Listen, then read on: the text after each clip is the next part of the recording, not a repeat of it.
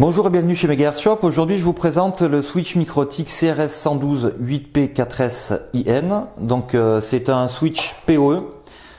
Donc, on retrouve 8 ports PoE plus 4 ports SFP. Donc, tous les ports sont gigabits. Un port console, le bouton reset. On a à l'arrière donc deux entrées. C'est livré d'origine avec une alimentation 28 volts 3,4 ampères, ce qui permettra de sortir donc du PoE 24 volts. En option, article 1180 sur notre site, vous avez l'alimentation 48 volts 2 ampères. Donc ça permet d'en faire un switch avec les deux sortes de PoE, soit 24 volts, soit 48 volts. Ce qui est intéressant chez Mikrotik, c'est qu'ils ont ajouté l'autodétection des équipements qui sont compatibles PoE en 24 volts.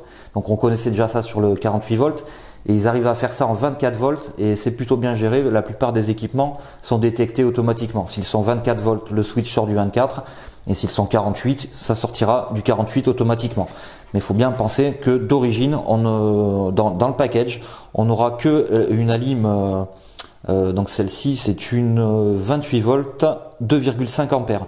Donc si vous voulez faire du 48 volts, l'alimentation, il faut penser à la prendre, elle est optionnelle. Donc dans le package on a le switch, l'alimentation 28 volts, les équerres de raquage et la visserie. Ce switch est silencieux, on voit qu'il y a la place ici pour un ventilo, mais il n'y en a pas. Il est vraiment en refroidissement passif, donc ça génère aucun bruit.